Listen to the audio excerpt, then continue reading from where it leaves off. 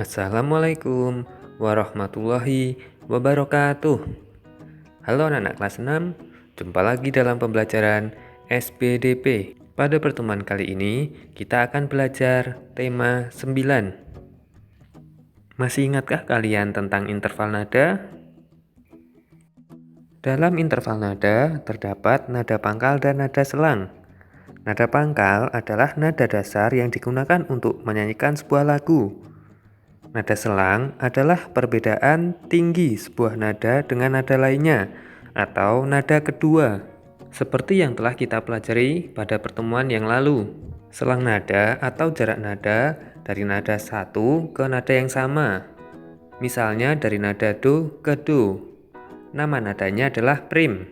Selang nada satu ke dua, misalnya do ke re, namanya second.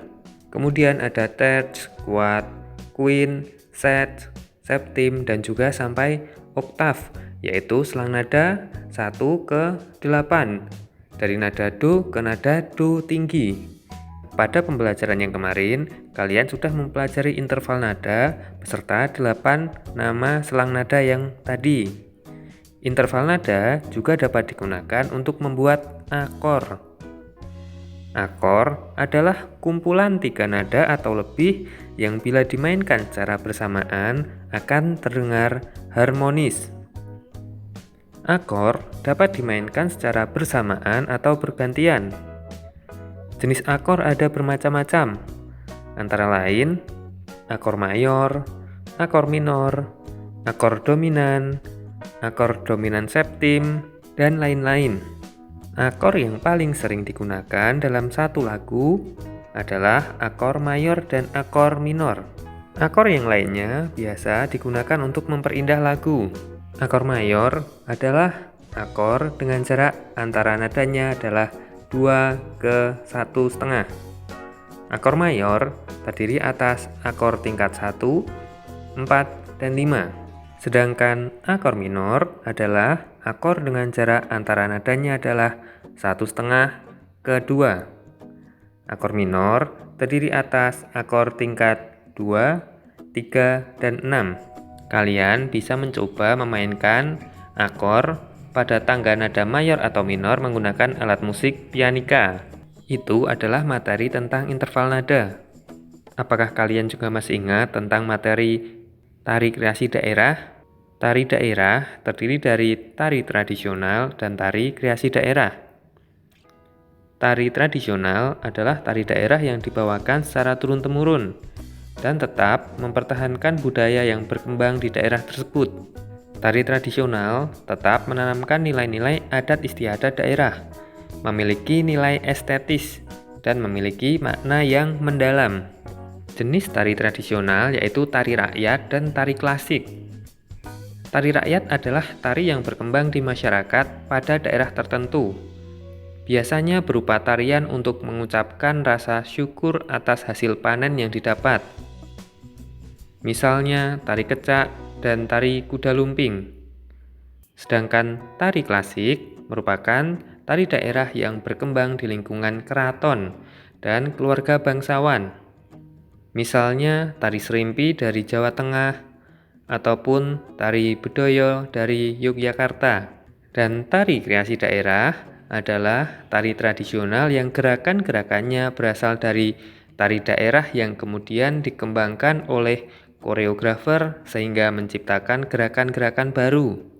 Seiring perkembangan zaman, tari tradisional berkembang menjadi tari kreasi daerah yang menggabungkan gerakan tari rakyat dan tari klasik.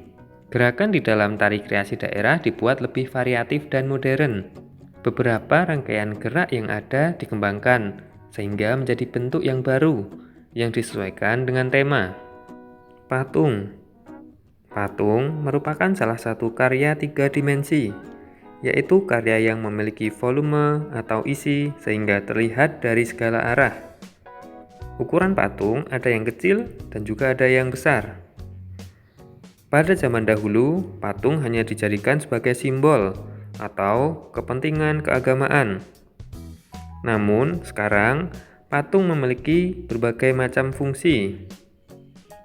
Berdasarkan fungsinya, patung dibedakan menjadi: yang pertama, patung religi, berfungsi sebagai sarana untuk beribadah atau memiliki makna religius. Patung monumen, patung yang dibuat untuk memperingati jasa seorang atau peristiwa bersejarah.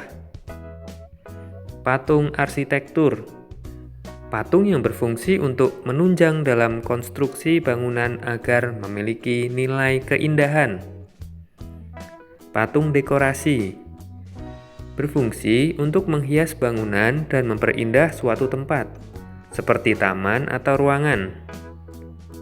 Patung seni, patung yang berfungsi untuk menciptakan keindahan, seperti dalam acara pameran patung.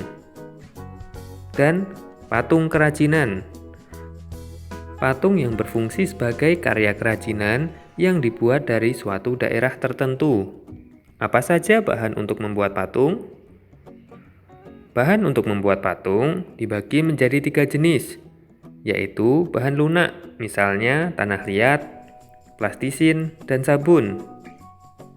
Bahan sedang, misalnya kayu waru atau kayu mahoni. Dan bahan keras, misalnya kayu jati atau batu-batuan. Selain itu, dalam membuat patung, kita juga dapat menggunakan semen, pasir, kuningan, perunggu, ataupun emas. Teknik-teknik membuat patung.